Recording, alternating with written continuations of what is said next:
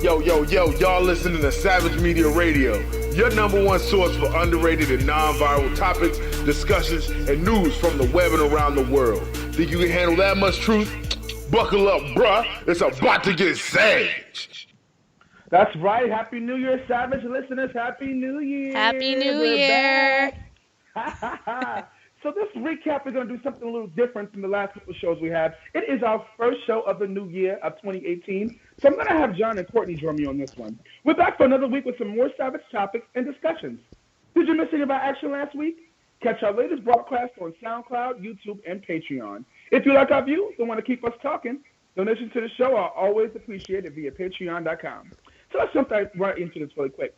So John and Courtney, tell me, what did everybody do? What'd you get for the holidays? How was your holidays? Give us a little something. No, we're going to start with you, Courtney, Miss Lady. Oh, me? Okay, so what did I do for what? For Christmas, I guess? Okay, for Christmas. For Christmas, New Year? I celebrated with my family, my father, my husband, my mother-in-law, and my sister-in-law. And basically we kind of just chilled out for Christmas. We had dinner, which we don't really usually do Christmas dinner at our house, but we did, and it was awesome. And then we all we all bought each other a ton of gifts because we're like a big gift family. We don't do like the Santa grab or anything like that. We literally buy everybody like at least 7 things. so we did that, and everybody kind of got what they wanted, so it was nice. And then for New Year's, I went over to my aunt's house, and I got to see a lot of my cousins and family members I haven't seen in a long ass time because we're kind of all over the place. But that was my holiday. It was fun. It was awesome. I think it was probably one of my favorite ones so far. That's what I'm talking about. All right, favorite holiday going into 2018. That's what I'm talking about. Hey, John, give us a little bit about your holidays. Maybe Christmas, you want to talk about some gifts that you gave or got, or just talk about what you did for the New Year. Just a little something. You know, this may be the most unexciting segment for me ever. I'm usually the Christmas guy. I love gifts. I always do a ton of gifts for people, always customized to everybody and everything like that. This year, I totally opted out of Christmas. I wanted no part of it. It didn't feel like Christmas out here on the West Coast, so I did not do much for Christmas. I always get together with a bunch of friends on Christmas Eve, and we did that. But in terms of the whole gift and tree thing, I opted out this year. I didn't feel compelled to participate, so I chose not to, and I did nothing, and it was amazing. John, it's kind of funny because it didn't feel like Christmas to me either until 4 days before. I'm like, oh, all right, well, I have to be friendly. Let me do this. It came so fast that I'm like, oh my goodness, I was not in the mood for a couple weeks. So I totally get you. And plus over here was mad warm, and I fucking hate that. If it's not cold on Christmas, I don't want any fucking part in it. So that's kind of how I feel. Snow kind of people on Christmas? I need a white Christmas kind of person? Is that you? I like frosty. That's exactly what it is, yeah. Listen, you can keep your snow yourself. No, keep the snow and the cold to yourself. What about you? I don't. Yeah. What did I do? I mean, honestly, this is my my first Christmas with my daughter being one, but I wasn't with her on Christmas, so it was slightly different because I had her on Thanksgiving. You know, when you're co-parenting, it's a little bit different. You got to split holidays and time. So I'm learning to do that. She's only one, so things was working out. But I spent time with my sister and my family at my sister's house for Christmas, and it was awesome because my twin sister has twin daughters, and their birthdays on Christmas. Yeah, real talk. And their birthday's on Christmas. Shout out to my nieces, Lauren and Kayla, and my twin sister, Troyelle. She's supposed to be listening today, so she better be listening. She better be. Hey, sister. Shouting you out, girl. We did that on Christmas and New Year's. I actually ended up partying, doing some stuff with friends who invited me. So basically, this year I was a little stumped because I wasn't in the Christmas spirit. I'm a Christmas kind of guy too, but I really didn't feel like it was Christmas. And so I didn't really get invited to Christmas parties or company parties. I felt some type of way. And then I was like, you know what, for the New Year's, at least I'm going to go out and do something, And so usually I work for the New Year's as an MC, but I didn't work this year. I did some little stuff, but I didn't do a major gig like I always do. But I had a good time at a house party, turning it up. I didn't have a microphone, but I was MCing. At least you had a party. At least you were at a party. At least there was some type of lively vibe. It could have been at home. I usually spend New Year's by myself and bored because I let my husband go do whatever, and I'm just like, by the time New Year's rolls around, I'm over it in general. I'm over spending money. So, but this year I did get out, but normally I'd be laying in bed like, oh guys, nobody's inviting me to anything. I feel so left out. But I decided to not make myself a victim, and I got my ass out there, and I actually had a good time. So. That's definitely a plus for you, Courtney. Thank you for getting out there and making it happen. Exactly. John, you didn't do anything for New Year's? I did actually do something for New Year's, so I figured that's not Christmas. I don't need to opt out of this one.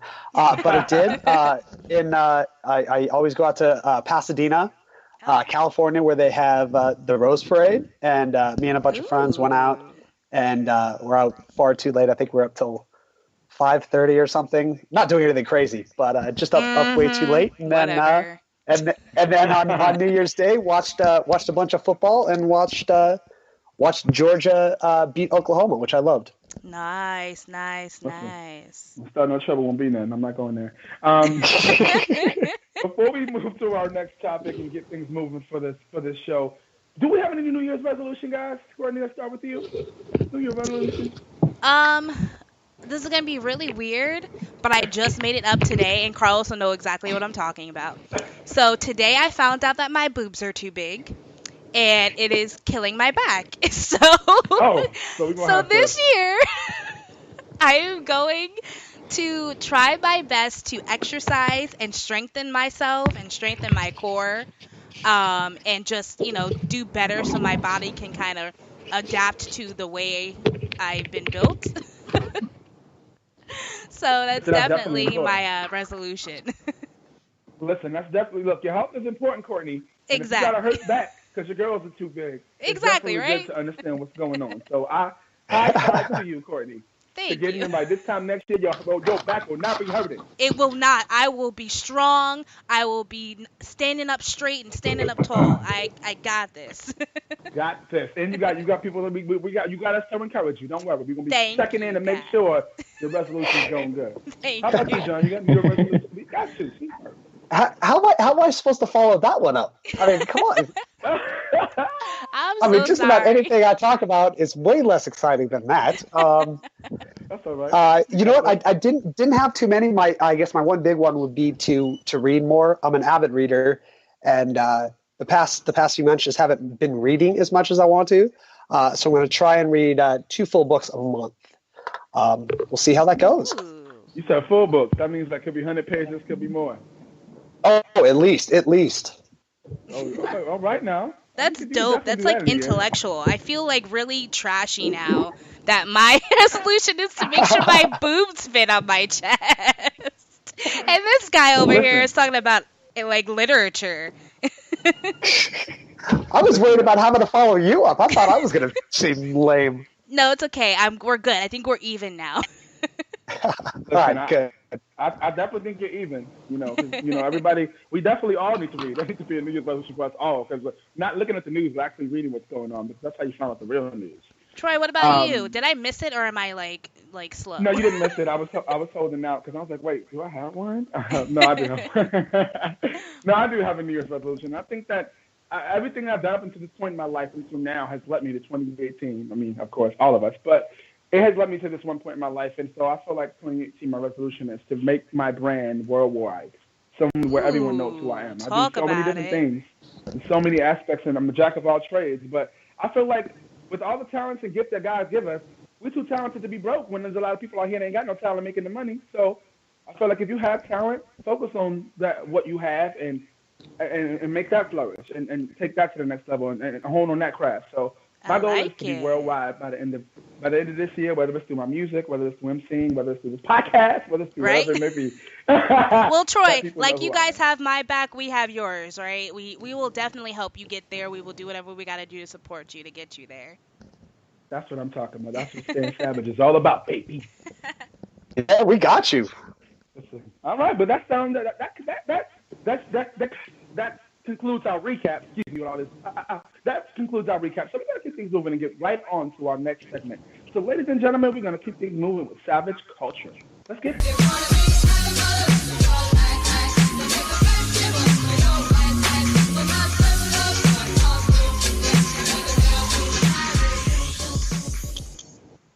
All right. So you know what that means. It's time for savage culture, ladies and gentlemen. And today's topic is something very, very serious, especially going into the new year. I'm gonna have myself and John and Courtney on this, helping us out to get this thing moving. And what we're gonna start with is this: with relationships, knowing your worth. Are you giving too much of yourself, or could your relationship be one-sided with the lack of consideration from your partner? And how can you tell if you've settled? That's very important. It's very important with social media nowadays, what social media does to relationships. Because I remember a time when we didn't have all that, where we could actually have to call people on the phone and remember their phone number. I'm not that old, but, the classic way of getting to know people. And with social media, like I said last week, making us so socialist, that's the problem that's causing our relationship problems. Because people are getting we wake up every day with this sense of vanity because of social media. And, we can go on, post a picture of our looks today, get 100 likes and plus, and it makes us feel great. And that's awesome. But you didn't forget that, to turn the switch off, and you get into a relationship and you're still seeking that attention from the person you're with that you're getting from Instagram. And so our natural, normal person can only do for so much. And so we got all these things that are affecting our relationship around us that's causing the problems in the relationship because people don't know their worth. If you know your worth, you will not allow someone to treat you any less than what you deserve. I've seen too many people and heard from too many people in 2017 in relationships and situations because it looked good. Because it looked good on social media, because it looked good to their family, because of whoever they're trying to impress. It looked good to be in a relationship and not be a single person, all single by yourself, and everyone's cuffing and doing all this. But in reality, it starts with knowing yourself first.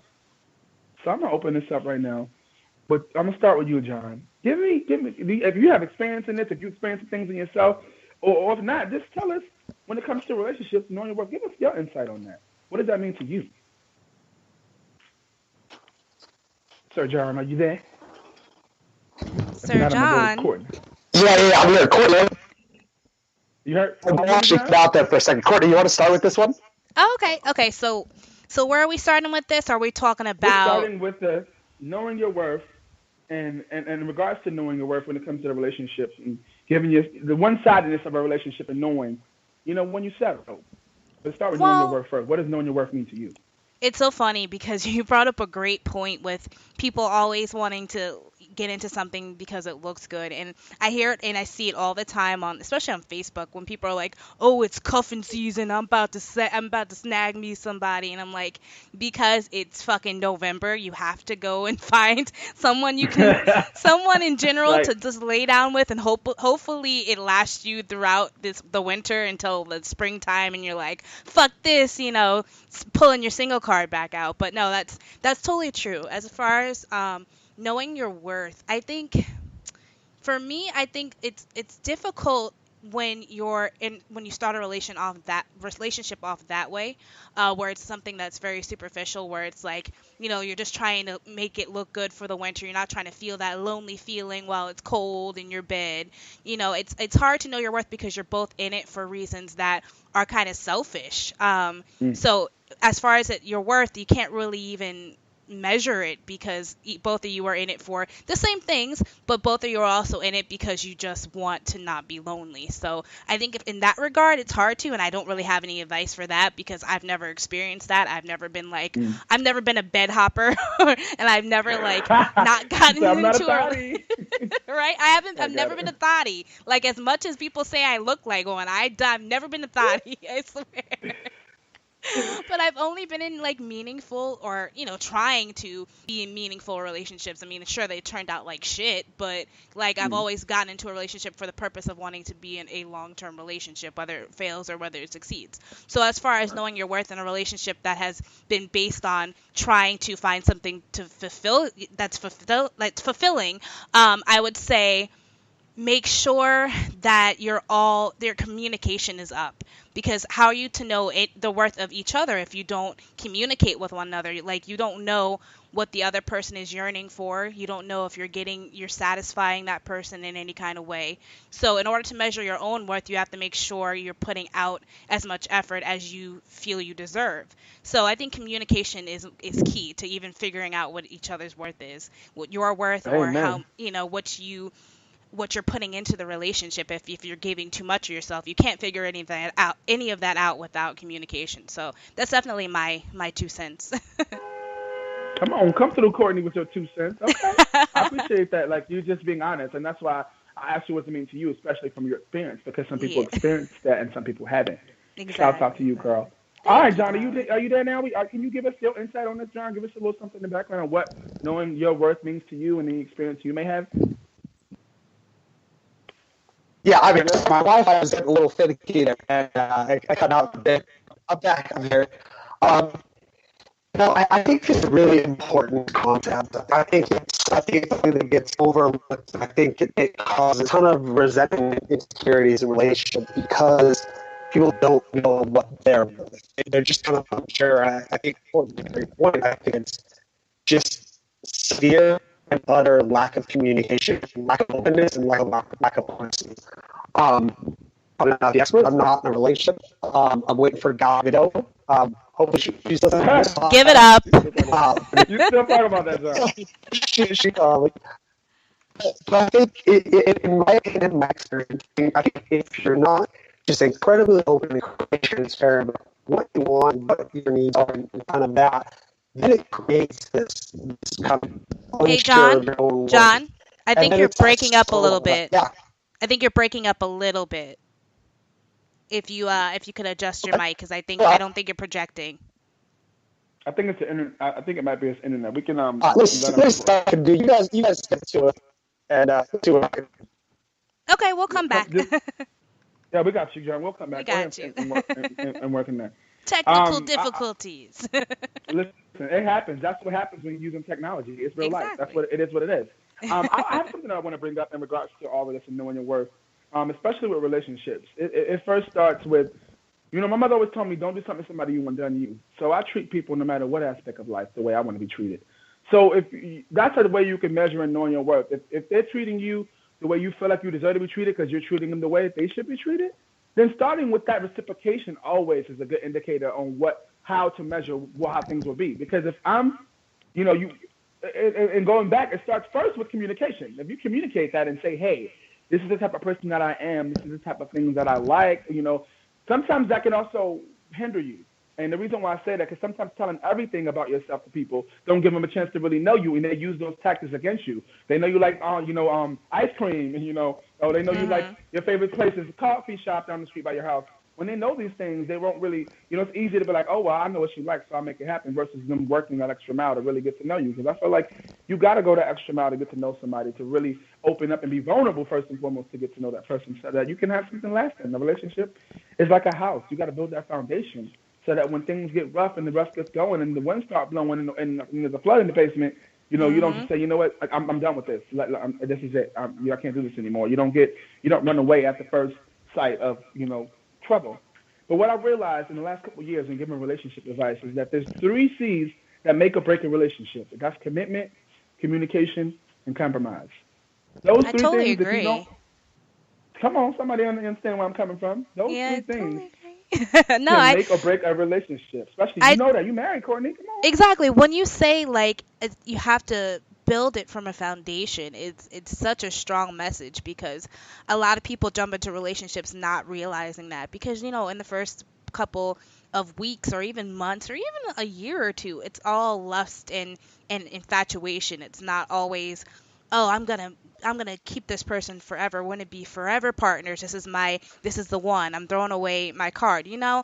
People don't always get into relationships for that. It just sometimes turns into that. But I think that's a very unhealthy way to base the longevity of a relationship, based on whether, you guys are going to constantly have sex all the time, because it's not going to happen, or like, very Listen. superficial things, It is very important, and I feel like if you build your relationship off of sex, when the sex gets sour on either part, the relationship is over. There is no coming back from that, because there is no foundation built. So if you build your relationship off that, don't expect it to be long, because sex is not always great every day. Sometimes you have your moments where it might not. And if you're feeling some type of way personally with your own self, if you're struggling with how you look, your weight, or something like that, that affects your sex drive. That affects all of that too. So now that's not only affecting you, but it's affecting your relationship, and it's sort of like subconsciously, non-verbally, you don't even know. So it's also being self-aware. Because we get into Exactly. situations and we tend to carry these suitcases with all these things that we've been through. They're imaginary suitcases, but they're there. It's And we tend to baggage. go baggage, exactly what it Exactly. is. I call it imaginary suitcase. And you, I you like take it. these with you from relationship to relationship, holding on to these things and haven't really dealt with some of those things. And then you get into a relationship with someone thinking that you know yourself and you're ready to do this, and you're really not. Exactly. And I you're think we really got not. John And back. John, you there? are you back, John? Yeah, I'm here. I'm back. Yes, you sound sassy, John. You sound good. You ready to roll, Yeah, right? I don't know what happened. I had to kick my router, and I think that worked. Okay, there we As go. long as So it yeah, break no so world. let's roll back. Let's like, kind of dial back before we were talking about your worth, knowing your worth. So in your experience, what is the advice you can give to somebody about knowing their worth in a relationship or knowing the worth of their partner? In my experience, and I think what's been best is allowing yourself to kind of lose like that guard, like lose that outer shell. And it's not easy. It's not an easy thing to do at all. But kind of lose that in a way to be open enough and honest enough to like literally ask questions and inquire. And I think that's the biggest thing. And, the one that kind of asks the most questions is usually the most inquisitive and the most open-minded. And if you can do that, if you can actually try and learn and better understand what's at the root of your partner or your significant other or anything like that, I think that opens both of you up so much. And personally, like that is just the best thing. Then you can really kind of start to understand like what each other's nuances are and kind of what each other's goals are and what means most to them. And really that, like losing that shell, like there's no use in carrying around those suitcases, right, Troy? Come on. I just Right? want to use suitcases there. Like, I there's like no use in that. suitcases. Like, yeah, there's no use in that. And having the shell that's guarded, yes, it's going to be there, but you have to let it go. You have to let it go, and you have to do it sooner rather than later. Because if you don't know your worth, then it's just this endless sea of resentment that keeps building up, and at some point you can't overcome that. And that's where just really being open for me has been the best thing. Hey, amen to that. That's what I'm talking about, Carl. That's what I'm talking about, John. At the end of the day, it's important to be open and be receptive and be vulnerable when you're really trying to get to know somebody. Because that openness and that vulnerability opens you up to the building that foundation that I was talking about earlier. Because now you're starting to learn about things that they don't really talk about, but getting them to open up is really just a part of intimacy, and people really don't notice that. Getting someone to talk to you and open up to you that you're getting to know is intimate. Because if you're sitting at home on the couch with a candle lit, having a glass of wine, or if you're in the park taking a walk, or if you're on wherever you may be, that's still a moment of intimacy because you're still getting to know that person. So I said all that to say, let's do a little recap on this. Know yourself, know your worth, and don't settle. Don't settle for anything less than what you deserve because it starts with you. Each and every one of us are kings and queens and walk in our own right, no matter who you are, no matter what race you are, no matter where you're from. So be the king and queen that the Creator created you to be. And once you can look into yourself in the mirror and say, I'm beautiful, I'm gorgeous, I'm handsome, I'm smart, I'm intelligent, I could do this, you don't depend on anybody else or anything else to give you that validation because you validate your own self. And that way you don't have to ever worry about when someone comes in and tell you something you're not used to hearing, oh, that sounds good to me, I ain't never heard it before, and then you fall for the trick. There's a lot of wolves out here in sheep clothing, and you don't want to be subject to that because it's not easy to come back from situations that you give your heart to. Exactly. So let's focus on really, in a relationship, knowing your worth, knowing you, and never settling. That's all I gotta say. I know check this time frame. I know it's time for us to keep things moving. Any last words, guys, Courtney or John, before we close out and move to the next segment? Just get into a relationship that is meaningful to you. I don't want to put my opinion on anybody. If you want to get into a relationship because that booty is sexy and fat and she gives bomb head, do you. I don't care, but just always respect each other and just for however long you're together, communicate because that makes your life, that enriches your life, and it will hopefully lead to the longevity of your relationship. So I just say communication is key. I totally agree. And Troy said something that I think was perfect. And just to kind of piggyback off that, don't ever settle and don't stray from what you want. I mean, you be open-minded, be all of that. Like that's super important.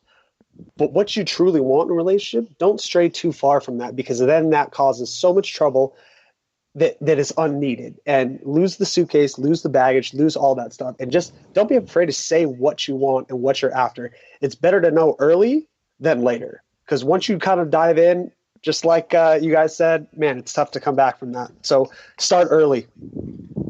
All right. That is what I'm talking about. See, that's how we keep things.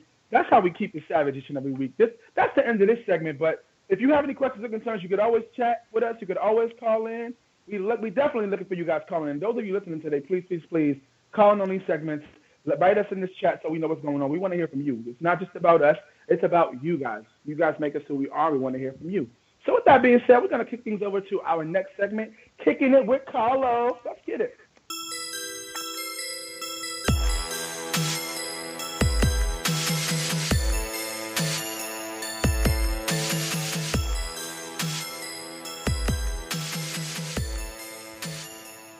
All right. Thank you, guys. That was an amazing segment, guys. I love everything you guys said. And you know what? Being in a 7-year relationship, everything you guys said is like point on. But in this segment of Kicking It with Karlos, we're going to talk about Black Lives Matter, and is gang activity still a main contributing factor for violence in our Black community? So I'm going to be here with Brandon, Troy, and CoCo. So what do you guys think about that? Let's start. Oh, and we got a boo-hoo from Kurt. Everybody else, are y'all alive? Okay. I'm here. All right, let's go. All right, so we're going to start off with Brandon. We haven't heard from Brandon in a little bit. So, Brandon, do you feel that gang activity is still a main contributor of violence in our community, or do you think it's just a thing of the past? What's your thoughts about that? As of 2017 that just passed, I kind of think that it is a huge factor in the community. Where I grew up, it was very high, especially the gang community. Every time you turned around, a kid got shot, or, somebody's house got shot up, or somebody got robbed. And it was usually for, gang violence. And being in Arkansas, it was kind of hard growing up. And then you had families that didn't like each other. You don't know if your family didn't like that person. So you kind of had to keep guard wherever you went, because it was so much territorial, stuff that was going on. So it kind of affected schools. It affected, YMCAs we had, any club organizations. It kind of affected my entire city. So, yeah, I think it's a huge, not the main factor. And what city are we talking about here? We're talking about Pine Bluff, Arkansas. Pine Bluff. Okay, because I'm interested, because I knew you were kind of in the Midwest, because I'm also in the Midwest, and everyone looks at the Midwest and they're like, oh, little Arkansas or Kansas or this little Michigan city, we don't have violence. And I was like, no, actually, that's where people actually go, because there's there aren't as many cops, and and they can get away with a little bit more. So I'm really glad that you brought up that point. Let's see, Troy, what's your opinion about where you grew up and about where you live about gang violence in our Black community? I live here in New York, Harlem World. Represent. Represent, keep it real, it's good. For me, I've noticed a change, and I would say that the violence is still continuing, but there is a lessening of the violence, because people are confused, because where I'm at, gentrification is real.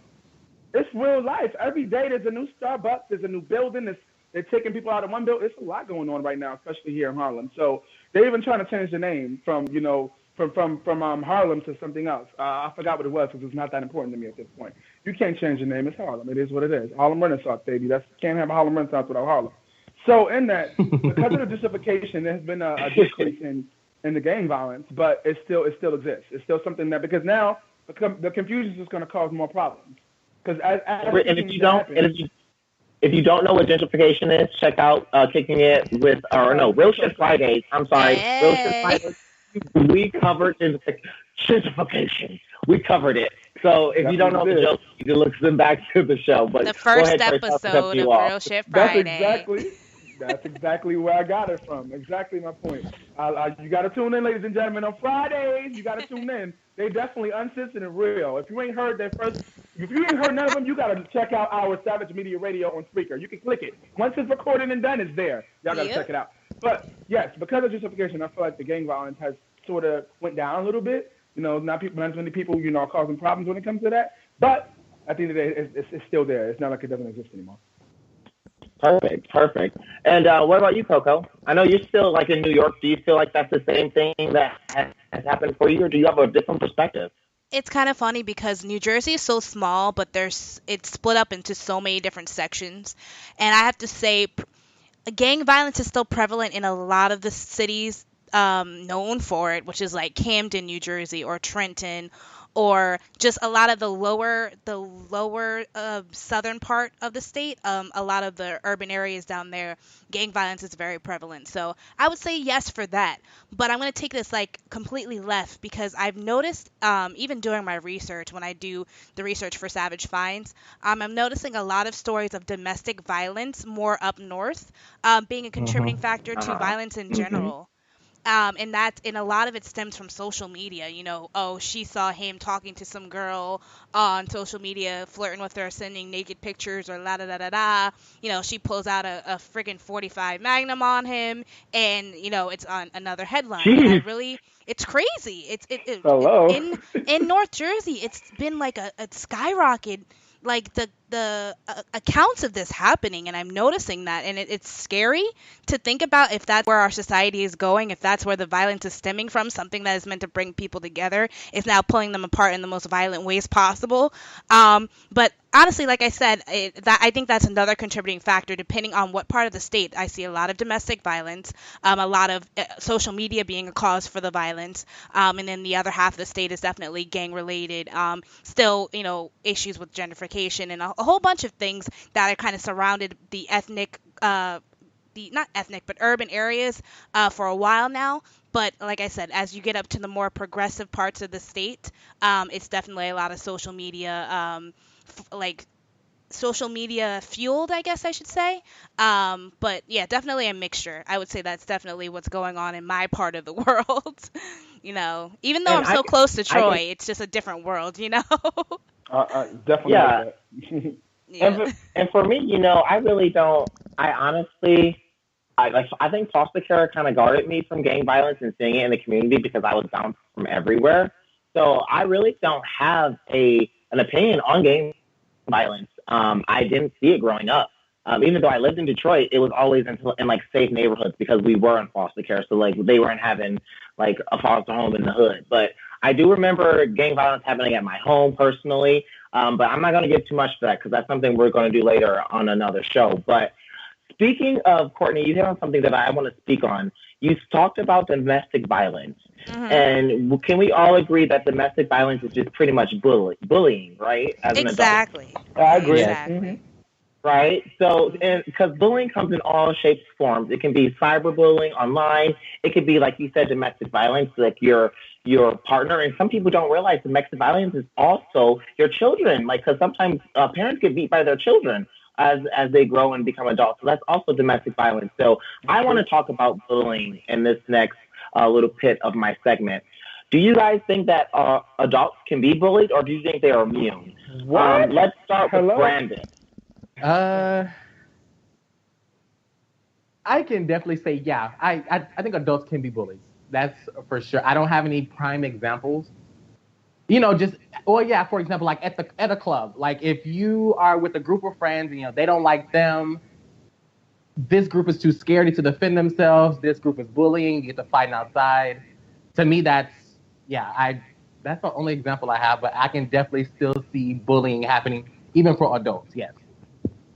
Okay, because me too. I definitely can see bullying happening for anyone's shape, or size. Troy, what do you think about that? Can adults be bullied? Yes, they can be bullied, and they're still bullied every day. I see it every day at work. I see it on social media. I see, and at this day and age, a lot of people are bullies, and even though they don't try to be, they are because they think because they're giving their opinion about something that their opinion matters, and it don't because opinions don't pay bills. Okay, let's start with that. Okay. Second of all, it is bullying because you sitting up here saying these things about how you feel about people's lives. You really don't know. You only know what you see. And so it's easy to talk things about people, what you agree and what you see, when you really don't know the honest to God truth about what they did to get the way they are and what they did to be in this situation. You only know what the media wants you to know. Preach. Preach. So, and what do you think, CoCo? Go ahead, Coco. I'm done. Go ahead, Um, Troy. No, I was like, damn, Troy, you got more? Because what you Right? just gave was that was the worst. It's sickening. It's sickening to be now in 2018 and to go into a workplace and see grown people with the workplace BS. Excuse me. Is this serious? Are we in high school? A lot of us are, 25 and older. You know what I'm saying? So I don't understand how in a workplace in today's society you can still deal with the feeling of the bullying that you had in high school because work environments feel like high school BS. Yo, I feel this in my soul right now, Troy.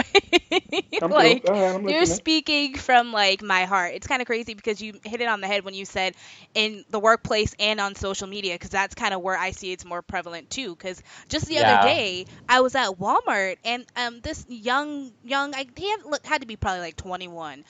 This boy was outside in the was it landscaping section, wherever they get like all those flowers, or like you can get like a rocking chair for outside, that section of Walmart. And it was outside, and he was trying to push a table. So he's pushing this table, and the legs kept falling off.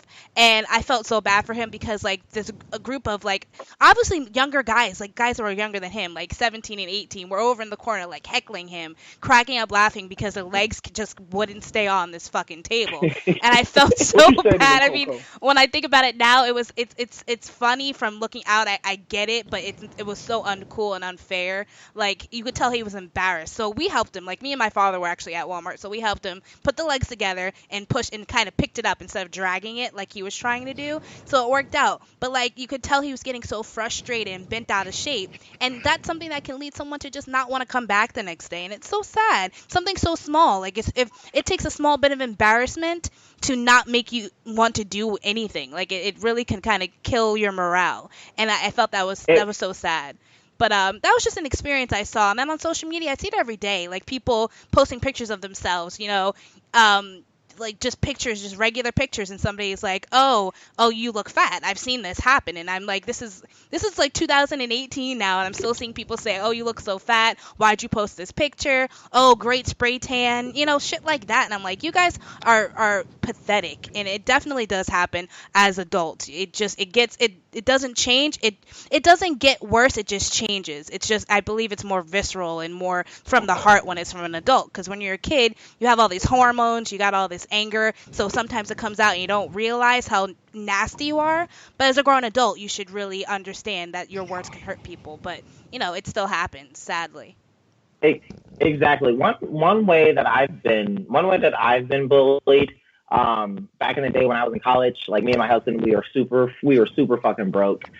We didn't have no money, and we really didn't. Y'all remember those days when you had no money, and we applied for food stamps, and we got food stamps, and I felt bullied every time I went to I went to the grocery store. It was just like I was bullied by the cashier, I was bullied by the people behind me. But I remember back in the day when food stamps were actually stamps. And not like a debit card. Right, yeah, right. The colored paper that looked like Monopoly money. I remember because the dollar bills were always brown. That was you gotta. But no, I want to transition into our new segment the new topic into my segment. Is food stamps. I think people bully people with food stamps, and I think they bully who should get food stamps. I think they bully how you should qualify for food stamps. My opinion is I think that food stamps should be available for everyone, but just like your job, you should get drug tested for them. I feel like any type of government assistance, anything that you're given for free, you should get drug tested. We should be looking at you every couple of weeks to make sure you're on the up and up. But I think if you do qualify, I think you should just get food stamps. What are your guys' opinion on food stamps and how they should be distributed? Oh, pick me. Yes, sir. We're going to start with me right here. Go ahead, Troy. Take it over. First of all, I am someone who has been a recipient and, have had my ups and downs with that. You know what I'm saying? Like, even currently, I'll be real. Right now, I was a recipient of it because I lost 2 jobs and I needed it. So at the end of the day, that's real life. You go to work every day and you pay your taxes for a reason. That's why you pay your taxes. So that in this situation where you lose your job and you need it and you need help and assistance, that's what the assistance is for.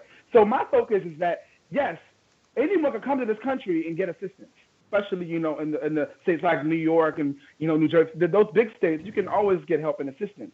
But a lot of people take advantage of it, and that's what makes it worse for people who really need it when they do need it. Because they're already giving you the runaround and the headache when you try to go apply. It's already a problem. You got to wait 25 hours in the office with some people who only got that job 15 years ago because they needed money and they want to retire. So they're all evil, angry, and mad, which is a whole other situation we're dealing with now with city jobs. All these angry people working these city jobs because they got those jobs for money years ago because that was the thing. You get a job, work 20 years, retire. That's what everybody's mentality was years ago. And now they're in these jobs and they hate it. So, again, why are we paying these our salaries to pay these people in these HRA offices and other offices around the United States to help us with these services that we need, and they don't really help us? That's true. What's your opinion on this, CoCo? What do you think about food stamps and how they should be distributed? I'm going to be short and sweet. I just think that in America, we need help. As a whole, we need help. So we need help, you know, and things that are available to us like state aid that are right because of the fact that we do put out so much of our money and so much, you know, things that we put out what they ask for from us. So there should be that allotted money or that allotted help for people who need it and who need it most. So do I think there should be some kind of pre-qualification? Absolutely. But as a whole, we need help. So I think that it should be distributed to those who definitely deserve it, who need it, and who do prove that they have a need for it. So that's basically my opinion. And Mr. Brandon, what about you? What do you think? I'm going to make it short, too. I actually applied for food stamps, and I'm not going to lie, I applied 2 months ago, and I didn't get it. I was declining for it because I guess I make too much. And my but should you be sad for that, or should you just like pat yourself on the back and be like, "Hey, I am not impoverished, really"? Like how should you feel about that? Because I've been in your shoes too, and I was like, man, I really needed the food stamps. So no, let me tell you, when I walked back in the house, I was knocking everything over. I was so pissed. Hello. Because that was actually my Christmas, like we was gonna do like a whole thing, like a big feast, and I was like, let me apply for food stamps. Hopefully, I'll get it. You know, I didn't think I'd make that much, but I guess I make more. I don't know how they run with that, but they don't play. Yeah, I was kind of pissed. Income. They don't play with the income. It's $1 over. They don't at all. They will deny you. So speaking of, me within 2 days, yes. Speaking of income, the one reason Chris and I, actually my husband, we got kicked off food stamps is because I did really good at keeping it like my business and like, my business only makes this much, so we only make this much. But once we got married, they're like, y'all are legally together. We registered now one person. So like yes. So that's our next topic. I got a couple minutes, and let's just get through this. Marriage and money. How should couples do their finances? Like I said, me and Chris, we separated them as long as we could. But once you do that marriage, it's one. But if you're still dating, people date for a long time. How do you do your finances in your relationship? Do you split 50-50? Does he pay the rent and you pay the electricity? Like, how does it work in y'all's relationship? I'm interested. CoCo, you're married, so I really don't want to hear from you on this one because I feel like marriage. I'll give you the tail end, but I want to give it with Troy because Troy has like a daughter, and I really want to understand like how that works with like finances. How do you split it with her? Like, how do you split the diapers and the formula? Like, how does that work? Well, come on, diapers and formula. Yes. Come on, Pampers. Yes, come on. Having a kid is expensive. Let's be real. Like, it's not a joke having a kid. The great thing about that is that we're co-parents. So being co-parents, we say, look, this is what she needs, and this is what we have to do together to make it happen for her. So whatever she needs, we pretty much split it. And when it comes to relationships, now that's a whole other situation because every situation, you have to look at every situation differently, especially when it comes to money. Because if I'm the type of person that's really good with my money and saves my money and do certain things with my money, and you're not that type of person, then we need to get you up to a certain power where you could be able to, exactly. not be, reckless with your money, or we can have some kind of responsibility in you and know that we're going to be good. Because I feel like it could be, hey, I'll pay the rent, you pay this, but it also depends on who makes or how much money you make too. Because at the end of the day, being in a relationship is great, but if you make $20,000, $30,000 more than I do, and then we paying everything half, that's kind of crazy because me trying to meet you is not the same as you trying to meet me. So that's why every situation is different. You got to really adjust it and be able to communicate. Communicate. That's it. If you can communicate with each other, then I think that you won't have any issues. But every situation is different when it comes to money. And that's everything with business. Anything with money is communication. If you can't communicate with the cashier, how are you supposed to know how much money you're supposed to get back? You know, it's all about communication. Brandon, how do you handle relationships and finances? If I was married, I would probably say we'll get, whatever you do with your portion of your check, you do whatever you need to do, whatever I do. Not even if you're married, like right now. Like how do you, like, no, I don't want to hear from married people because at married, it's 50-50 by law. Like, right. So that's just a given. It's 50-50 by law.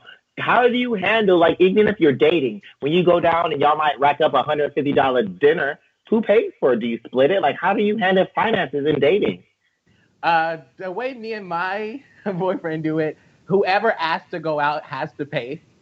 Just things like that. Because we like to, if you ask, then you're bold enough to pay. So that's just how we do it. I don't know if that's weird for you guys or, we split it up. Yo, I would be like, babe, you want to go to McDonald's? Real quick, dollar menu. Oh my God. But no, so like you guys, just whoever, and Brandon, in your relationship, whoever has the balls for the walls, like there you go, you got the money for it, you handle it. And it surprises the shit out of me sometimes. And that's how we usually do it, yeah. Perfect. Well, thank you guys so much for just kicking it with me for this little bit of this segment. I'm going to pass it off to CoCo. She got a couple of announcements for you guys. Be sure to join us next week for Kicking It with Karlos, I believe. If not, catch me on Real Shit Fridays. This Friday, we're talking about some good shit. It's a little depressing, so there is a disclaimer. Please read it, but we all try. So check it out. So thank you guys, and I'll see you guys later. Bye. Hey. All right, guys. Give it up for Karlos hosting his first segment on Savage Media Radio. Woo! Guys, we gotta do better than that. Let's say what?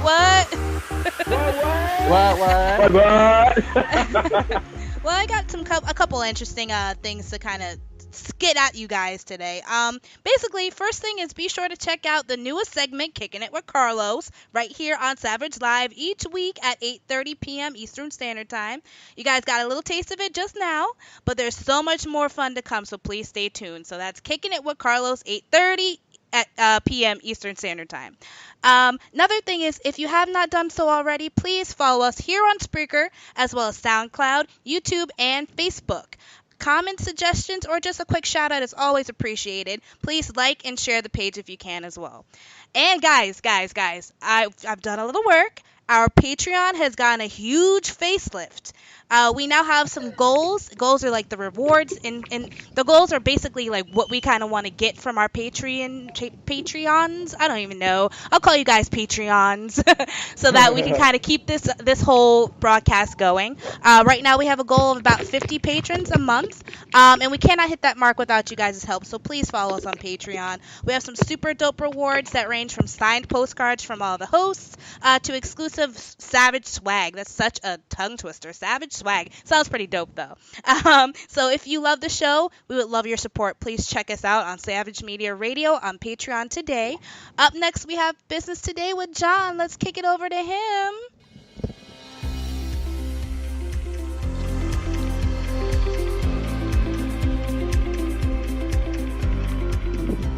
Yo, you guys know we got business today, and I want to start this off by just commenting, how am I supposed to follow Kicking It with Karlos? Like, come on. Like, when the bar is raised that high, like, what am I supposed to do? Like, geez, Karlos, you killed that, my man. You got this. Thank you so much. I tried. Well, you crushed it. Now I got to try and follow that up. It's like, thanks for nothing. Keep that energy, John. Keep that energy, John. Let's go. You got it. Let's do it together. So now's the time for us to talk a little bit of business. What's going on? I want to talk really about something that's big, and I think for us, kind of where we're at, I think we're seeing something that's really interesting. And most recently, it was described as one of the biggest tragedies in consumer America, and people are saying it's only in the second inning of a 9-inning game of what's currently going on. And I want to talk about what's going on to shopping malls. It is projected that over the next 3.5 years, 25 to 30% of shopping malls will be completely dead and torn down.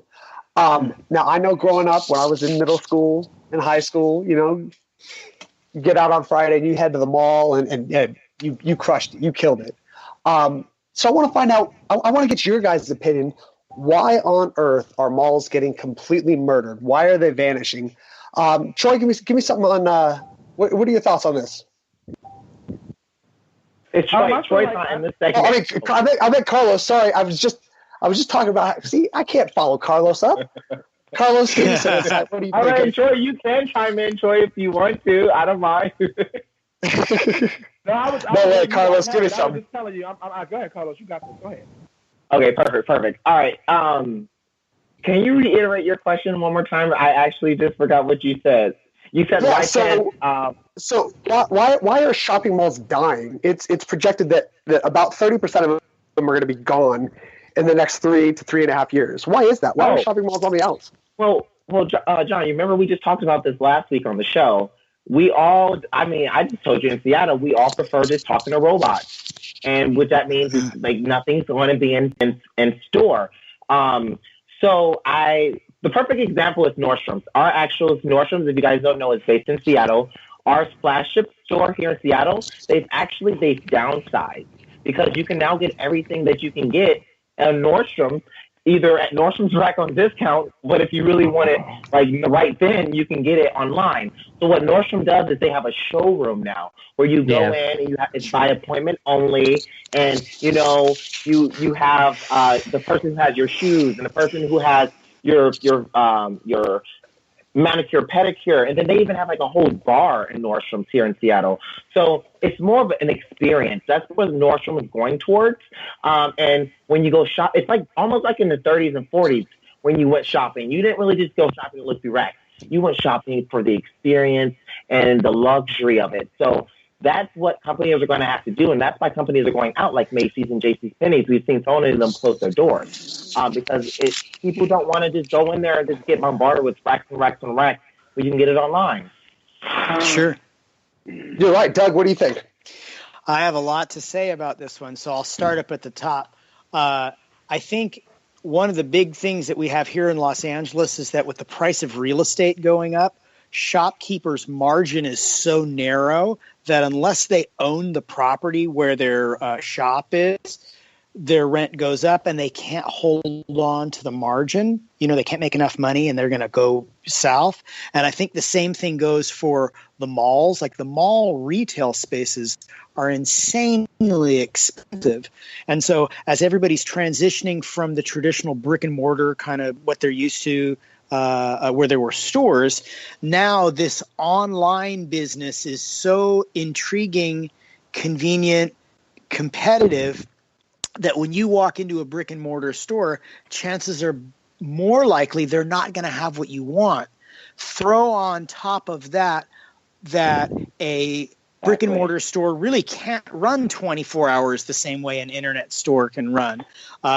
The internet store has you beat when it comes to Amazon Prime and being able to warehouse inventory. So I really think that model of traditional shopping, as much as I do enjoy it, I think that's going way of the dodo. I think that thing's going to go way far away. There's going to be a small fringe of people that still like the experience of going out and rubbing elbows and interfacing with people. But I think that in Los Angeles, it's a combination of the internet, real estate, and the experience not really being that exciting, and people are going to want to step away from it. So say I'm a shopping mall owner, and I'm not a shopping mall owner. Mm-hmm. The traditional kind of look of that shopping mall facade. What can I do as an owner of that building, that complex, to get more people there? Carlos, what do you think? The best thing that you can do is you can break down your big stores into individual shops. So where people can actually, like myself, I have a dog business where I don't want a whole store. I can't afford a whole store right now. But what I can afford is maybe a 10 by 20 little room. I think salons, they do a very good way of it when it comes to like manicures and pedicures, and they have little offices that people can go and rent by month. That's what people are going to have to do to keep their stores alive. And as a big box store, it's just not, you're not going to keep yourself alive. You just have to go all online. That's my opinion. Mm-hmm. Like you just need to cut it off at the neck and just say, hey, we're just online only. Mm-hmm. Absolutely. Yeah, totally agree, Carlos. And just for the record, so Rid knows, Carlos, our resident Airbnb specialist, 4.9 rating, I believe, in Seattle, if I remember correctly. Just want to get you a shout out there. 4.9. Thank you. Just representing, So I will challenge you guys with this then. And I think you guys both made great points about the profit margins and the cost to run that space. So there are actually shopping malls that are thriving and actually growing really steadily. Now, they are a select few. They are pretty much the shops at Crystals in Las Vegas, the Bell Harbor shops in Miami, the Grove here in Los Angeles. And they are almost an indoor and outdoor experience that has trains running through them. You've got massive waterfalls. But the big thing is the shops. And the shops are very high-end, Gucci, Louis Vuitton. So and Doug, I want you to kind of get in on this. So being that those are really successful, is it that it's the luxury and the experience, or is it that the people that are going to those stores can help the owners of those stores pay for the real estate? What do you think? Okay, so I have two opinions on that. The first one is with the Grove. The Grove's main market isn't people that live in Los Angeles, so it's tourism. So their whole yes, they might have a small margin of people that live locally in the area and shop there, but for the most part, the Grove is more of a tourist trap. And I think that's when you start basing, the American dollar versus the Japanese yen, right? People come here and their dollar's worth a lot more, and so they can drop money to buy a Gucci bag. That's what I think. In my experience in Los Angeles, I ran into one of the buyers for Ross Dress for Less, and she and I were talking about why Ross – there's only two right now, in her opinion, there's only two giant brick and mortar stores that will continue to succeed in the Los Angeles market. And she says Marshall and Ross. And the reason why they're succeeding is because both of those shops are basing their inventory on experience, meaning you can go into a Marshall's or a Ross, and everything on that rack is not going to be the same inventory that's in another Marshall's or Ross. And she said that experience, it's kind of like people that like to go thrift shop hunting, or they like to go into antique stores to kind of look around. And I think that Ross and Marshalls have both focused on that kind of treasure hunt experience to what's keeping their doors open and expanding. Yeah, that's true. And that's actually a great point that I was taking some notes on earlier about that both Ross and Marshalls, not only in California, but the West Coast as a whole, are really thriving. And a big part of their business model is not necessarily the product, it's the variation of product and the experience of going in one day and then going in the next month and seeing a totally different line of product. Carlos, what do you think about that? How that kind of business model is looking, and I know that kind of ties into your kind of experience discussion earlier. Yeah, I'm gonna chime in. I'm gonna chime in what he was talking about on. Was it Doug? Doug, yeah. I want to chime in what Doug was talking about on thrift stores. That's actually, like you guys know, I have several businesses. So one of my businesses is called Reslay, and it's like reuse, recycle, reslay. And I have an online website. I actually sell in person. I sell to thrift stores, like Doug was saying. Thrift stores for millennials are a huge come up, especially this year in 2017. The 90s look, anything that was 90s or 80s or just retro was in. It was in style, and you could buy it. Like the new stores tried to sell it, like Urban Outfitters, H&M. They tried to sell like knockoffs and things that look good, but it was their materials. And that's like people like myself. I'm a true thrift store person. I haven't bought anything from a store for actually like 5 or 6 years. I buy everything secondhand, even my shoes. Some people might think that's nasty, but you should see my shoe closet. Like it's amazing. It's amazing how thrift store shopping is affecting the actual those three establishments in particular, because those are big travel hubs, and those high-end stores, they do cater to those that are traveling because people are willing to spend more money when they're traveling. They're already at a higher affect. They're at a better psychological state. So they are more than willing, or, more often than not, willing to spend that money. So they do tailor those. And that's why I pointed out those three in particular. But I want to talk about this for a second. Doug, I want you to take off on this. So thinking about Ross and Marshalls, and then even Carlos talking about, thrift stores. When I was in middle school and high school, going to a thrift store was not cool. Like, it was just not the thing. Ross was never cool. It was never any of that. And we've totally seen this kind of shift, just as Carlos was talking about, where thrift stores are becoming trendy, and it's the secondhand thing. Why is that, Doug? Tell me. Well, I think that I'm not going to be the guy to claim to know everything about fashion, but I do know enough about fashion to where it repeats itself. Okay. Totally. And I think that's one of those things, is that fashion has a tendency to repeat itself. So what might have been cool in the 50s has a tendency to kind of come back again, and then come back again, and then come back again. So I think that in some areas that's easier to find, and then in other areas those kind of garments are kind of long gone, and people don't have a lot of those options. Like, you take it, let's say, for example, Omaha, Nebraska. In Omaha, Nebraska, you might really not have a lot of options for shopping other than what's online and what's at the mall. It's kind of it. There's not really, you get Hot Topics and there's that look, and then you have the main box stores, and then whatever you can find online, where I think for once you start getting kind of like on the coasts or in the small college-y kind of towns, they do have that thrift store experience. And I think that's something that's always been hip, and it's always going to come back around.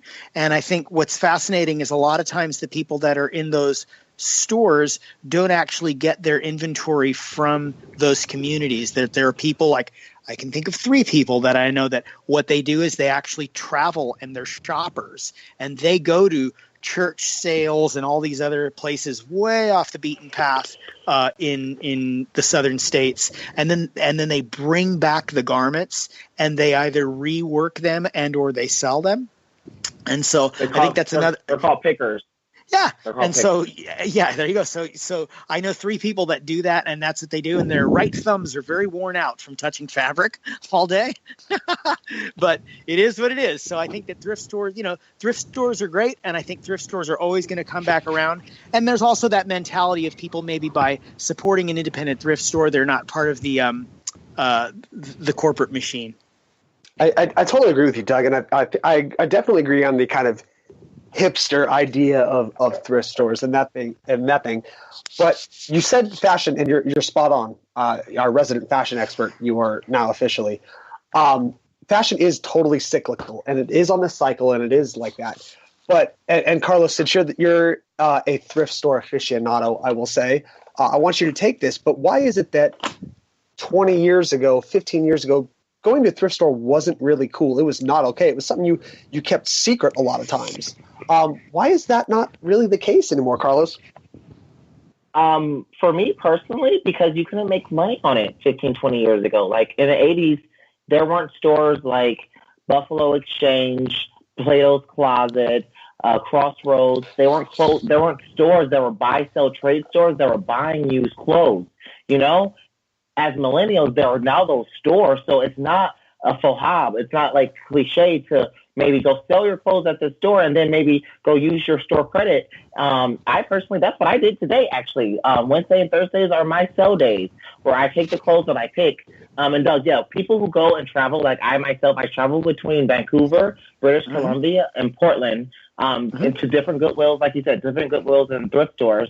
And I just pick different things from different communities, and then I sell them here in Seattle, because Seattle's the hub where everyone loves vintage. Everyone loves this like old fashioned. So that's what the difference is. That's why back in the 80s, people were ashamed, because like it was kind of like, oh, you're wearing used clothes. Now it's like, I have a business where I sell used clothes, and I'm making thousands of dollars a month, and people are buying my used clothes, and I actually save. And then you have to look at the other part where you reuse, like that's the name of my company is Reslay. You reuse, you recycle. That's the big part. Like we actually we feel like we're doing our part for the community and for the oceans, because like there are these fast fashions like H&M that has a new shirt every 2 weeks. I feel like the windows are different every 2 weeks now, or every other day, you know? And it's like hard to keep up with the fashions, and all of that stuff goes into the ocean. So the people who are thrifting, they really feel like they're saving money and they're giving back to the environment. And I think that's what's really important. Right. I think the second thing you talked about as far as like giving back to the environment, there is this money factor, which is huge. And I think the stigma of buying things secondhand used to be really like, oh my God, that's where poor people shop. But the reality is that hipsters have kind of made that acceptable. And then also, as people are becoming a little bit more eco-conscious, I think that the acceptance of reusing clothing, whether you're wearing clothing and then you sell it and then you get another garment, I think that also adds to it, to making secondhand clothing just more viable and more acceptable culturally. Mm-hmm. I agree. Totally, and I think that brings up a point that I wanted to get to. So, you know, over the past 8 to 10 years, and I think this ties in, we've seen this resurgence of businesses that want to give back and do well. You know, the business world 25, 30 years ago was not like that. It was cold. It was garbage, I'll say. I'll just flat out say that. But businesses and those type of things and thrifters are very much like that. So how is that kind of pop culture, that giving back mentality, how is that really influencing consumers today? Not just in fashion, but in any way. How is that idea of giving back to your community, being more eco-friendly, how is that going to influence consumers over the next 5-10 years? Karlos, what do you think? What is that going to look like? Over the next 10 years of giving back to fashion, or like not buying new clothes? Yeah. How is that wanting to give back from a business perspective? How is that going to influence consumers? Are consumers going to be influenced by that in the next 5-10 years? I think our whole conversation is going to happen. I think we're going to have our luxury stores where the people who have the money, who have the extra time and want, will go to those luxury stores and buy those things. And the rest of us will just have to just like either fall in love with thrifting or just getting your luxury clothes that are left over at Ross and Marshall's. I think that's what's going to end up happening. Or you buy it online. Those are your three options. But as far as like, I believe Walmart is going to go back to just selling groceries and like everything else that they sell. I think they're going to stop selling their clothes. I just think that everyone's just going to downsize. Everyone's just going to downsize just to keep afloat. Yeah. Doug, you want to add to that? I do. I'm gonna shift in a different direction and talk about there are companies out there that are positioning themselves in a much more eco-friendly fashion, like Tom's Shoes, for example. So for every pair of shoes that they sell, they will give one pair of shoes away to a child in need. I think also when you have companies like Patagonia, which would be known for their outdoor wear and their surfing wear and their hiking wear, they too are so I guess, eco-friendly that people shopping there, when you wear something that says Patagonia or you're wearing Tom's Shoes, it's kind of branding yourself like, yeah, I might be a consumer, but I'm a conscious consumer. And I think that even though there are people that might have enough money to buy 10,000 pairs of shoes or 10,000 items of garments from Patagonia, I do think that people are starting to be a little bit more aware of their money and how they're spending their money and trying to put their money into socially aware businesses. I think that's going to be huge over the 10, 15 years. You cannot be more spot on. We've seen this huge shift over the past couple of years, and Tom's being one of those is a perfect example of, you know, business and just yourself, whether it's as an artist, business owner, anything like that. You know, consumers are not as much influenced by people and places and things and what they hear. It's about the experience that they get and the ability to kind of give back to the community and do right by kind of humanity. And I think that's well, I know that's where the trend is going. And businesses that do that are growing, they're thriving. So make sure that whatever business you're in, whether you're selling yourself, you're selling product, you're selling entertainment experience, anything like that, make sure you're doing good by your customers, by your clients, and by people. That is how businesses are really going to grow over the next decade. And we're going to see so much change. And in 10 years, hold me to that. I'll call that a guarantee. But now I want to transfer over to Today in Music.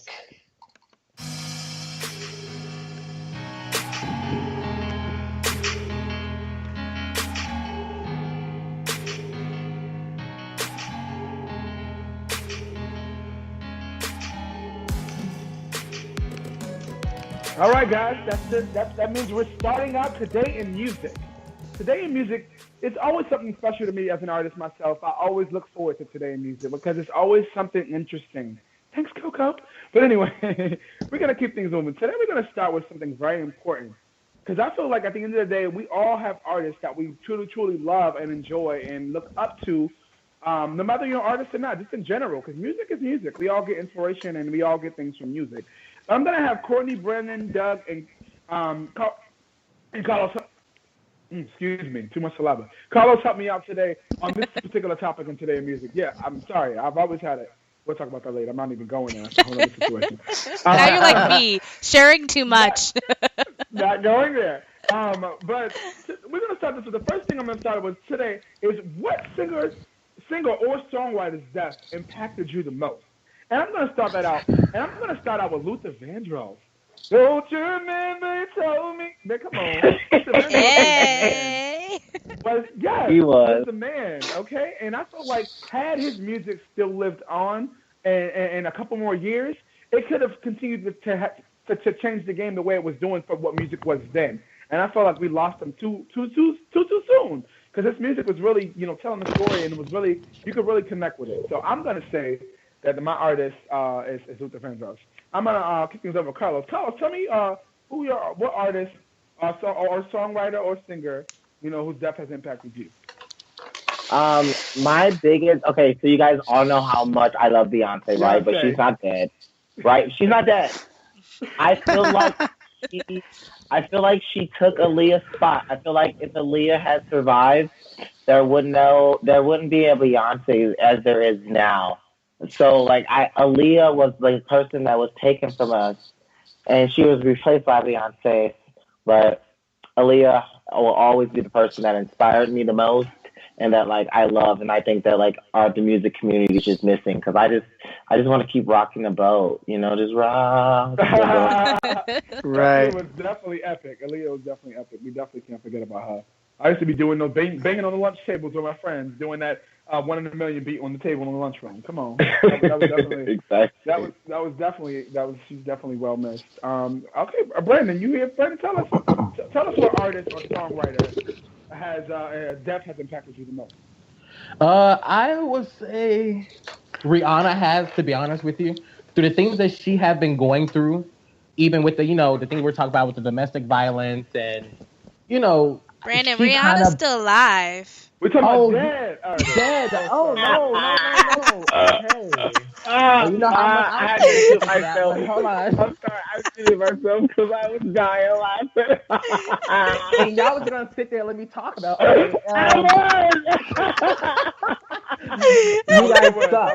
You guys suck. I honestly... You're welcome, Brandon. Yeah, thank you so much. Sounding like a dumbass. Can you skip me for right now? Skip me because that was my. What dead artist, singer, or songwriter has impacted you the most? I love you, Brandon. I'm coming back to you. Dead artist, you guys. Dead artist. Jesus. Okay. I'm coming back. Okay, so Doug, tell me what dead artist impacted you, singer or songwriter? Okay, so I'm going to go with a very quick story. And the story goes as follows. I grew up in Hermosa Beach, California, which is a relatively small community. It's a satellite city of Los Angeles.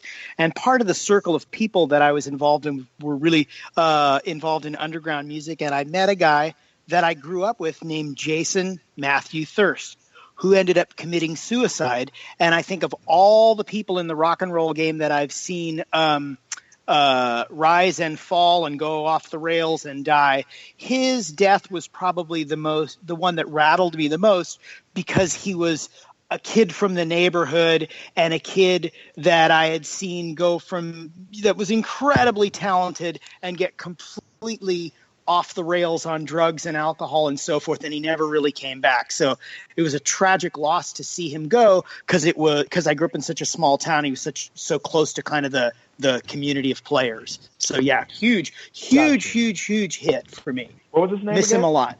His name was Jason Matthew Thirsk, and he played bass for a band called Pennywise, which was kind of like a local punk band here. Well, they're relatively large, but he was one of those guys that was one of the main lyricists for the band. So although he had kind of fallen off the rails, a lot of his lyrics lived within a lot of the kids in the punk rock community. So to see him kind of fall off the rails and commit suicide was a tragedy, because it could have happened to, and it does happen to, all kinds of people in that world. It's really sad.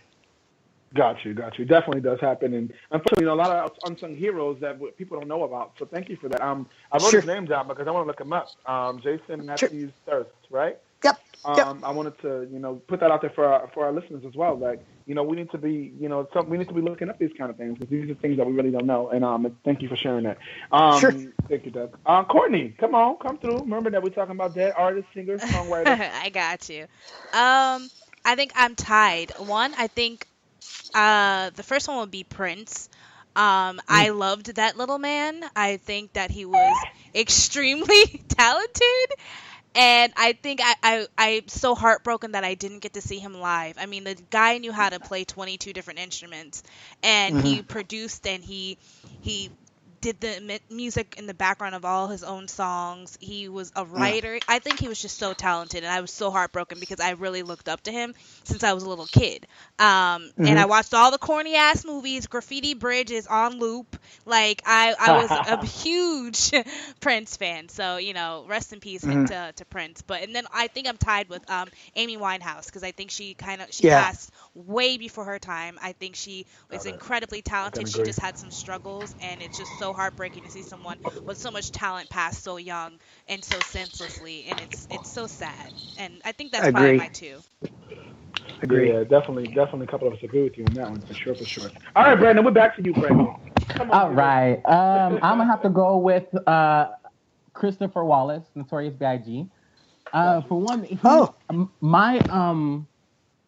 my perspective of that, I've been like hustling all my life, and my parents used to play his music often, and actually, well, no, not often, actually a lot, and it kind of got tired after a certain amount of time.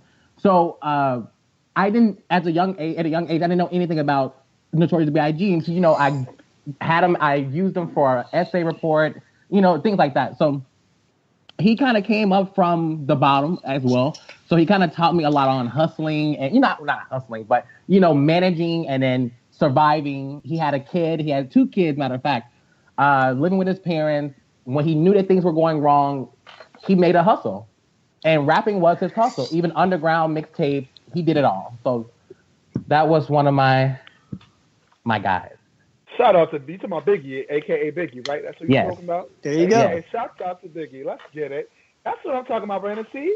You snap back real quick. That's what I'm talking about. Real quick. You guys have to play me, though. It was good. No, never. See, I'm joking with you guys. All right, we got to keep things moving. So the next thing to this is, song lyrics mean a lot to a lot of people, and they mean different things to different people, because the lyrics can be interpreted in many different ways. So with that being said, what song lyrics has touched you or inspired you? Again, I'll start with myself. And I'm going to be as simple as going back to Al Green. Al Green's, hold on, I can only hear the song in my head. Brother, far too many of you dying. We got to really find a way to make things work together.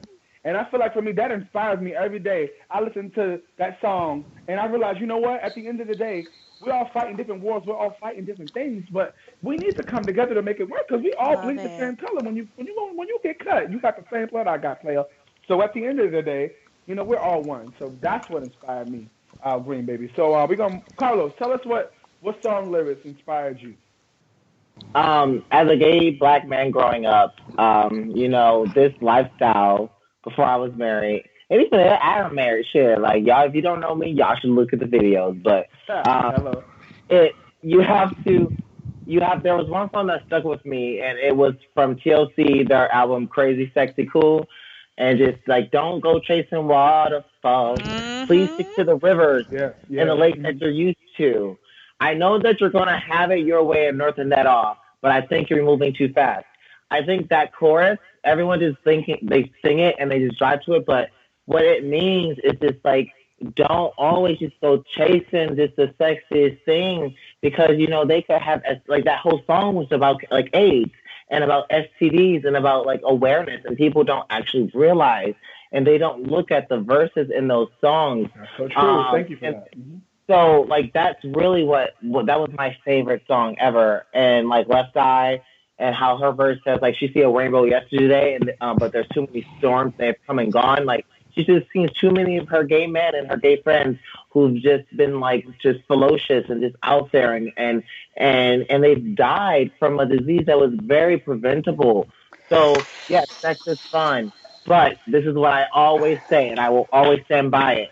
Wrap it up, because no injection is worth the infection.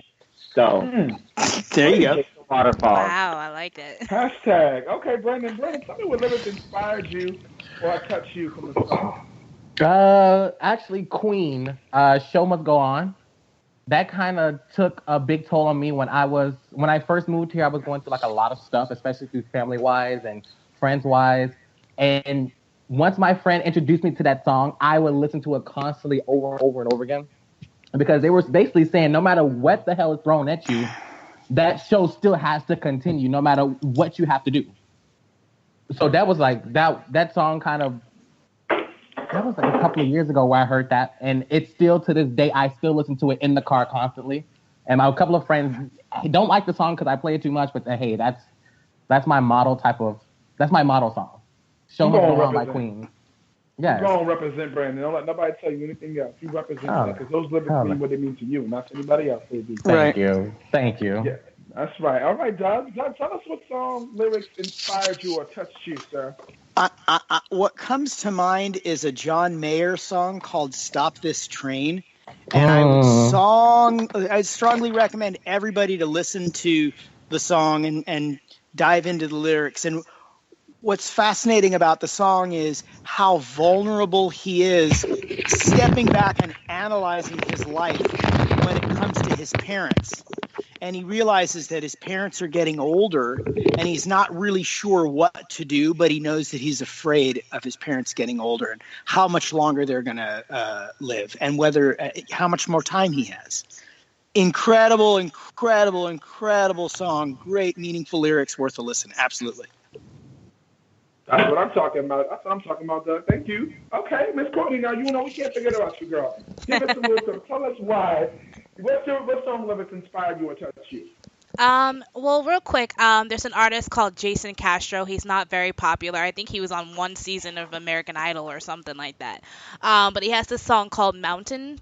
And the lyric is, this is only a mountain. You don't have to find your way around it. Tell it to move, it'll move. Tell it to fall, it'll fall. And I love those lyrics because it basically means you always have control of your situation, and that means a lot to someone like me who I'm very open that I suffer from anxiety. So, but I've learned to take control of my situation. So when I want a situation to go how I want, I tell it to go that way, and more than likely it's gonna go in the direction I want. So that's why those kind of mean a lot to me. That song Mountains kind of like resonates to me, to be totally honest. Got you.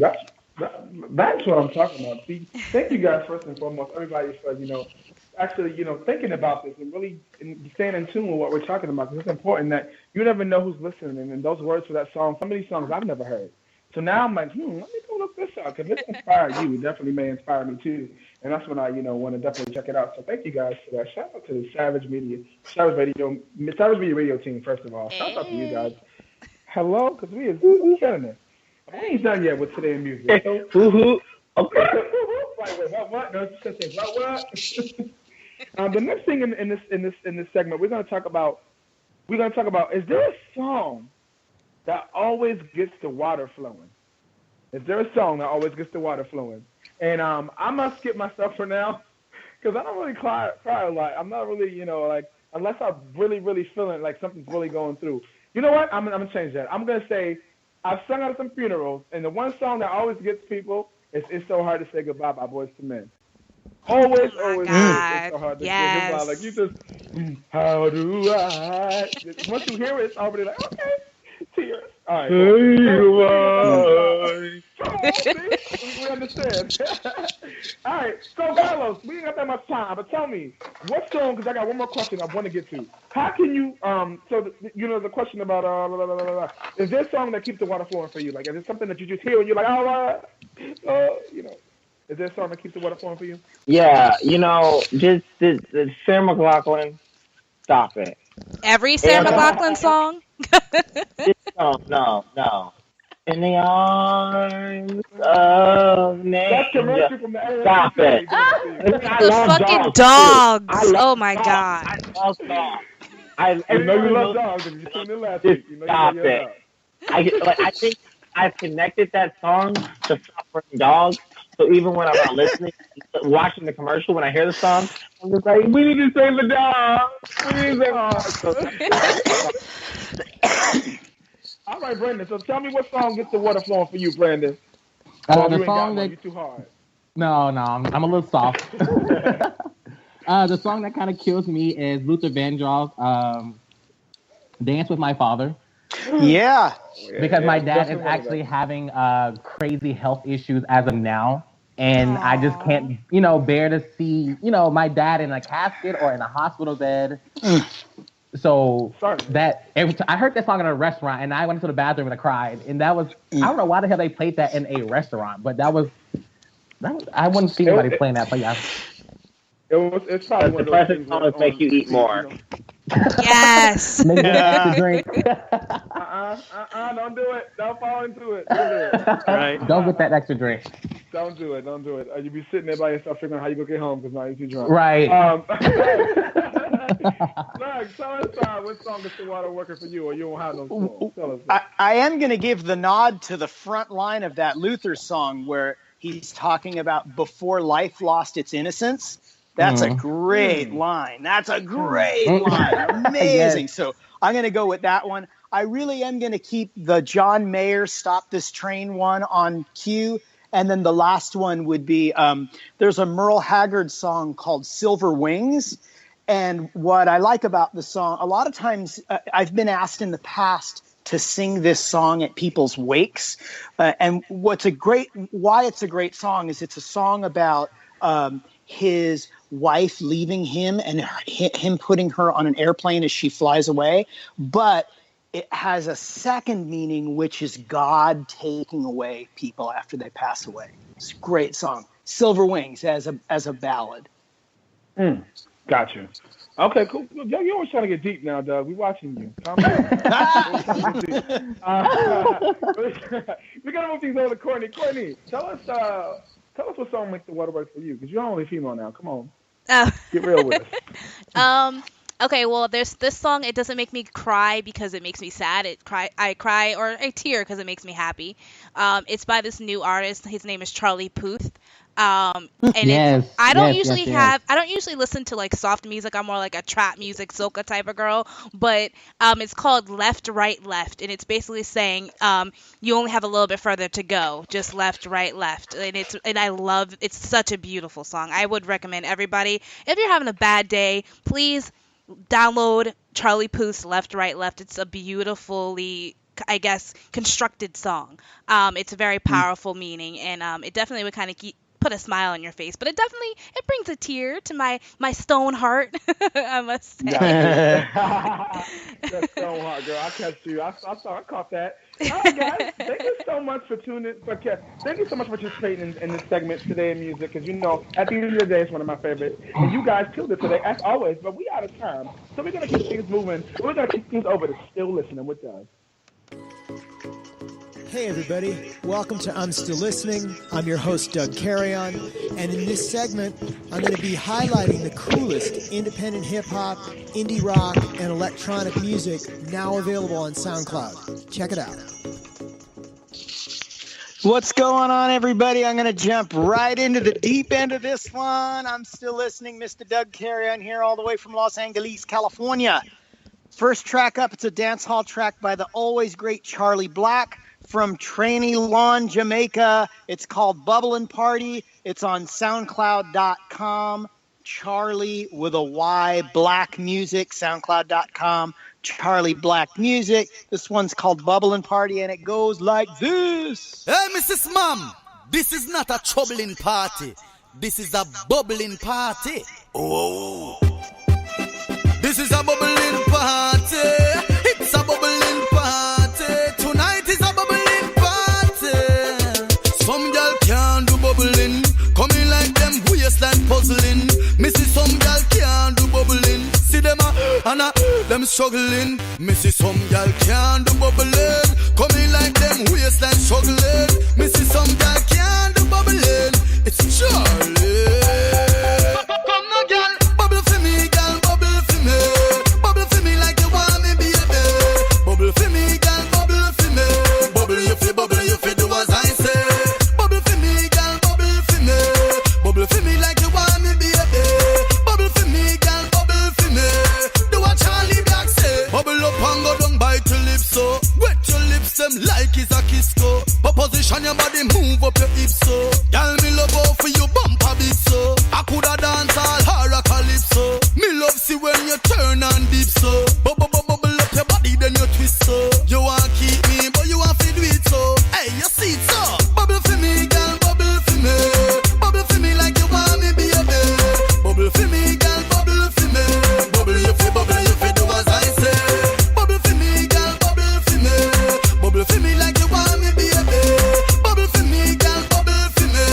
Do what Charlie Black say. Bubble at your own risk when you come in. A bubbling party, so have fun in ya. See girl a bubble and a sweat like a sunina. The girls them love see me in a me marina. Watch that girl a bubble a show her tongue ring. Seductive look she a give me while me a sing. We tell her say bird can fly for one wing, so she call Tina, Angela and the two twin. Bubble for me, girl, bubble for me. Bubble for me like you want me, baby. Bubble for me, girl, bubble for me. Bubble you feel, do as I say. Bubble for me, girl, bubble for me. Bubble for me like you want me, baby. Bubble for me, girl, bubble for me.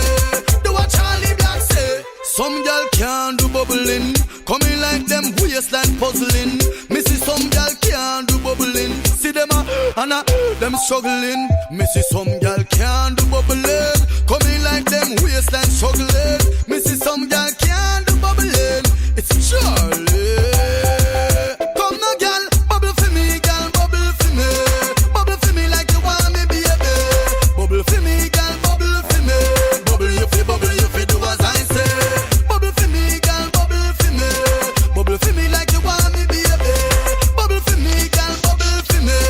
Do what Charlie Black say. There you go. Coming in on track number 2, straight out of Philly, the Strawberry Runners with a song called In the Garden in the Night. If you like the track, find it on SoundCloud /Strawberry-Runners. Again, SoundCloud.com/Strawberry Runners. Away we go.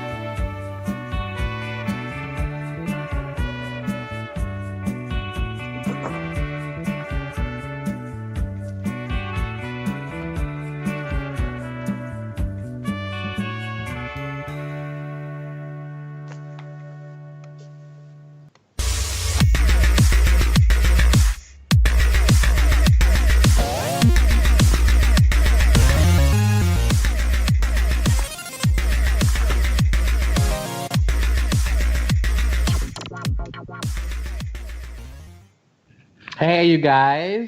You guys are listening to Savage Finds right now. And with me, I'm going to have CoCo along with me. So today's topic, we are going to be talking about the beef between Nicki Minaj and Remy Ma. Hey. And I know you guys have been like tired of hearing about it. I'm tired of hearing about it. I know you guys are for sure. I just want to get a couple opinions on what you guys think of Remy Ma and Nicki Minaj beef. I'm gonna start it off today. I feel like they're both gorgeous women. They both freestyle their ass off, top 10 on the charts, and they're very known in the industry up to date. But I honestly don't have a side to pick at all. They're both working women. They're making it on their own, top 10. The beat they have with each other, it just don't make any sense to me. My thing is, coming into 2018, you should be coming into this year with a level head of wanting to do more, staying positive, and getting this money. Right? Am I wrong? Like, Right. we should be getting this money. So for these two gorgeous ladies to be beefing over who wears the crown on the lace front, who has a bum ass lace front, who's wearing cornrows, it's too childish to me. I don't keep beef long enough in the microwave, so I don't see how you guys can stay beefing for this long for no reason over who wears the crown more. And there's more women out there that's kind of topping these two ladies, but for some reason this beef right here is like very irritating. So I want to know, what do you guys think on the Remy Ma and Nicki Minaj beef? Like, well, you know what, Carlos? Is Carlos with us? I don't know. Yes, I am. Yes, Okay, I am. Carlos. Yes. I feel Sorry. like this is like your avenue. I want to hear your opinion before I spit mine. Nick Minaj and Remy Ma, listen, like Brandon said, you can't keep beef that long in the oven. Like, I'm done with it. Leave Remy Ma alone. She had a fantastic VH1 special. When's the last time Nicki had a VH1 special? And like, just leave Remy alone. And we all know Remy's about that life. She's done hard time. Who else did hard time? Exactly. So, like, Right. we already know, like, in lyrics and in real life, like, Nicki, she will end you. Stop it. Stop it before you really get hurt in For this real. game. I don't agree with that. I agree that her presentation is what it is and it's different. But when it comes to lyrical and writing, when you look at writing, I think Remy Ma writes more her own stuff than Nicki Minaj does. So you're because you're great at presenting something, and spitting it down. I'm not saying she don't write all her own music, but I know a lot of the music that Nicki Minaj has is not written by herself. So at the end of the day, it's a totally different. I'm sorry, Somebody can give you something and you can spit it. Go ahead. Troy, I already had my turn, but ever since Safari left her, she's been saying the same thing. All these bitches is my sons, and I'm tired of that. Hey, no. I'm listening.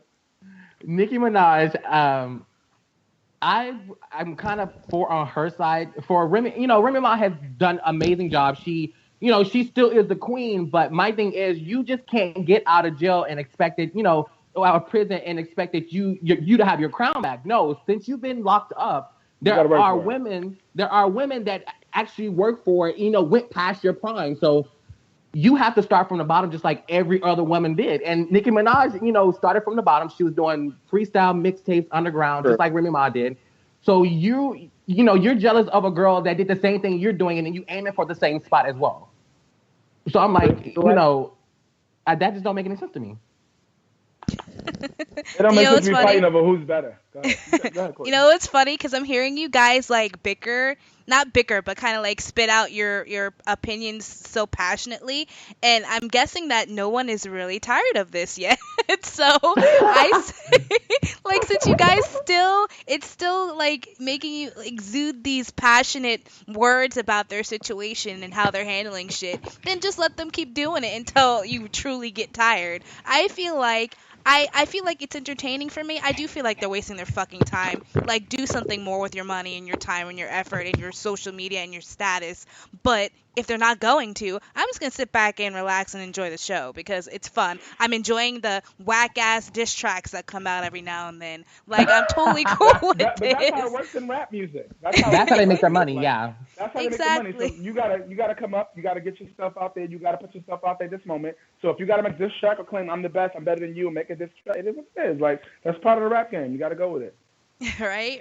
But real quick, guys, I just want to interrupt really quick. Our chat has been popping off tonight. I just want to do a couple quick shout outs. We have Ricky Stevens or Riki Stevens. I don't know if I'm pronouncing it right. But Ricky, she yeah, basically is homegirl. agreeing with Troy about our earlier topic about gentrification. It has changed Harlem so much. So she said she agrees with you on that. So woo woo to you, Troy, and Shout out thank to you for Ricky. sharing that. Come on, Ricky. And then also another shout out to our boy Troy. His sister Tay Tay said, shout out to my brother Troy. Troy, I love you. Keep doing what you do. Boo, I love it. That's I'm my feeling little love. sister, baby. That's my baby Just sister. wanted to put out those quick shout outs because this means so much to us, guys. But Brandon, you want to take us out? Brandon. Oh, yeah, I'm here. Yeah. I said you want to Sorry, take us out guys. because we got to wrap up. All right, you guys, that is today's radio podcast for Savage Media. I want to give everybody a huge shout out for participating today. Troy, Courtney, John, Carlos, Dougie. Thank you. And you guys can find more of our stuff or more of our news on our Facebook page. You can also find the podcast on iTunes, soon to be on our iHeartRadio, SoundCloud, and Shout Speaker, it out. and YouTube as well for sure. So hopefully see you guys soon, hopefully next week. Yeah, and that goes with until next week. Stay savage. Savage. That's right. We'll see you guys next week. Thank you guys so much for tuning in. Until next week, stay savage. Thank you for tuning in to Savage Media Radio. Like what you hear? Check us out on Facebook where you can get info on upcoming shows and recaps of previous broadcasts. If you missed any portion of the show, you can catch the rebroadcast on SoundCloud, iTunes, and YouTube. We kindly ask you to tune into the Totally Driven Radio podcast on Blog Talk Radio, Thursdays at 8 p.m. Eastern Standard Time. Till next week, as always, stay savage.